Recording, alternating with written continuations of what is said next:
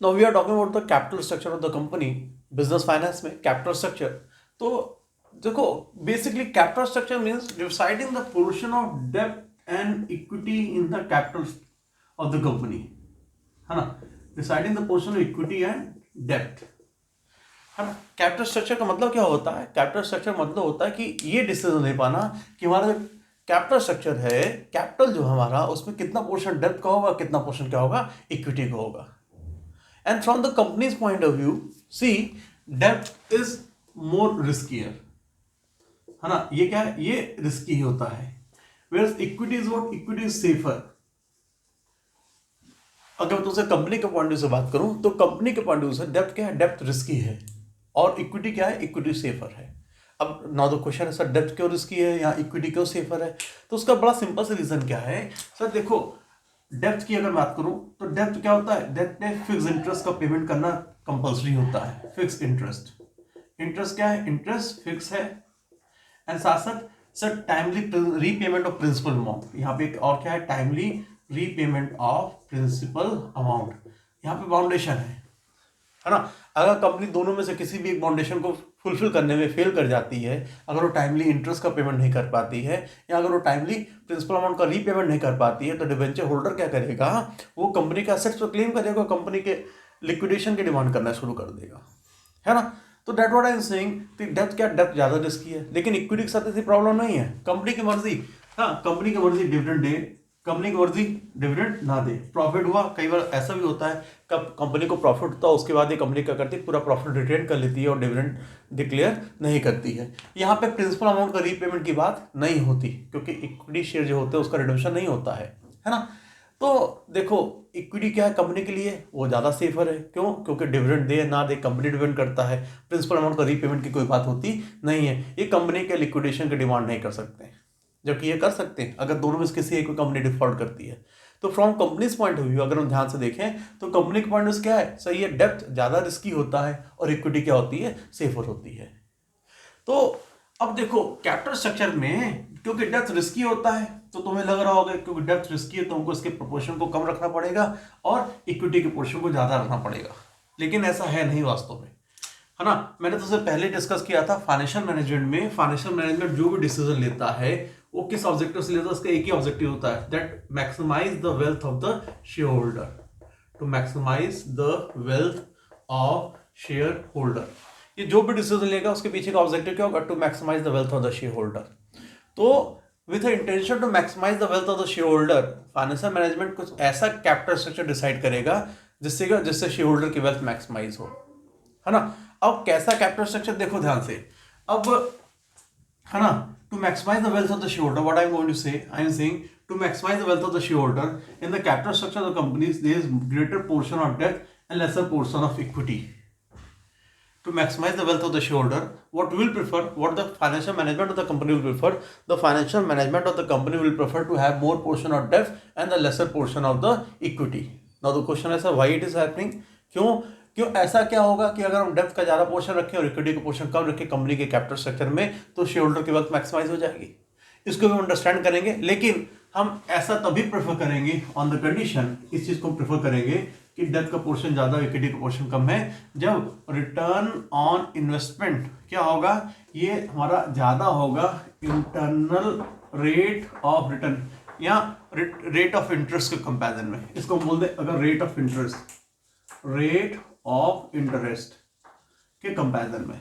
अब ये है क्या एक्चुअली? इसको हमको समझना पड़ेगा।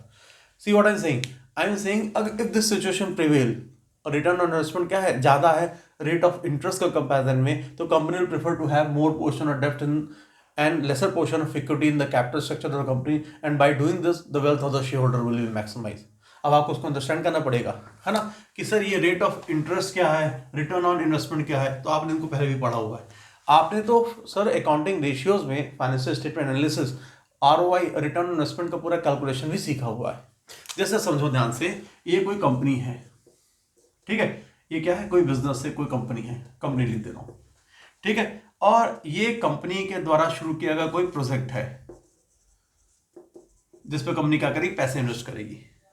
तो अगर कंपनी ने क्या किया? इस प्रोजेक्ट में कैपिटल इन्वेस्ट किया, तो इस कैपिटल के बदले में कंपनी को रिटर्न में क्या मिलेगा? कंपनी को रिटर्न में मिलेगा प्रॉफिट, है ना।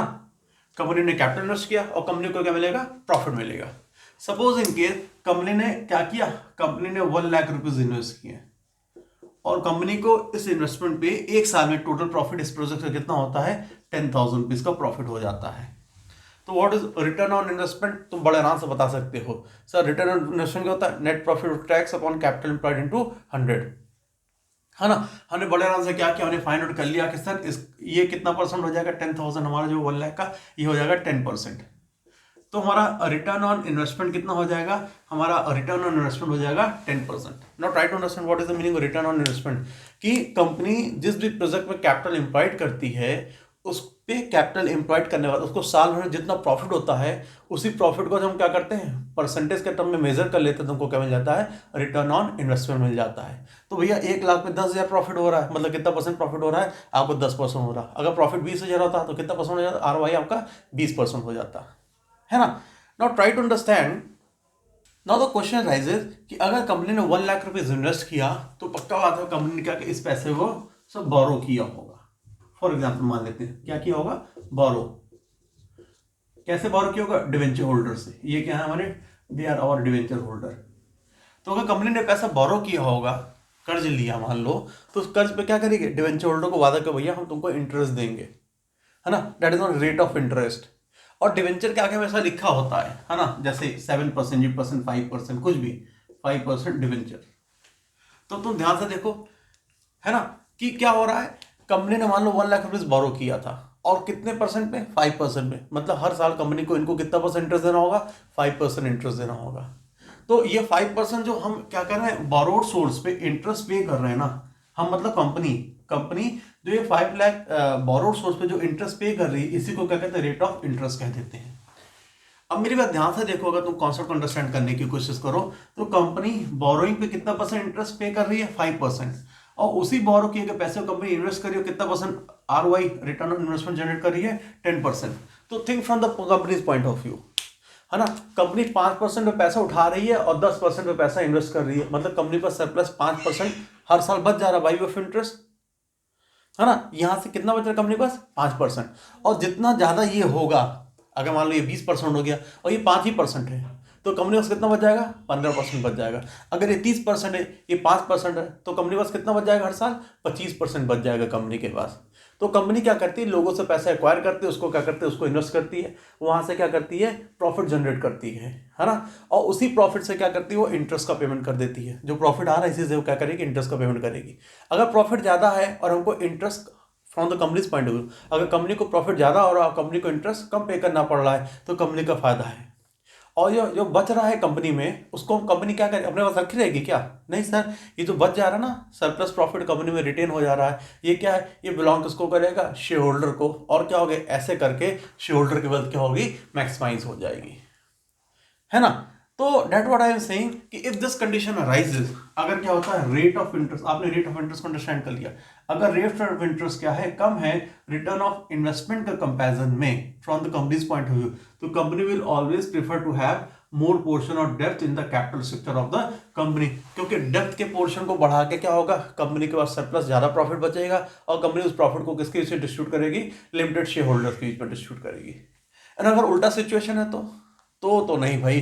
अगर मान लो ये क्या है, हमारे इंटरेस्ट 15% हो जाए और ये 10% है, तो कंपनी कभी भी सर क्या करेगी? कंपनी कैपिटल स्ट्रक्चर में ज्यादा पोर्शन किसका रख लेगी? इक्विटी का रख लेगी। क्यों? क्योंकि इनको तो बचे हुए प्रॉफिट से डिविडेंड ही देना है ना। जबकि इनको क्या करना है? इनको इंटरेस्ट का पेमेंट करना और कंपल्सरी पेमेंट करना है। तो अगर ऐसा हो जा रहा है तो कंपनी कभी भी भूल के भी डेप्थ से फंड रेज करेगी नहीं। कंपनी फंड कहां से रेज करेगी? कंपनी फंड रेज करेगी हमारी इस सिचुएशन में इक्विटी से।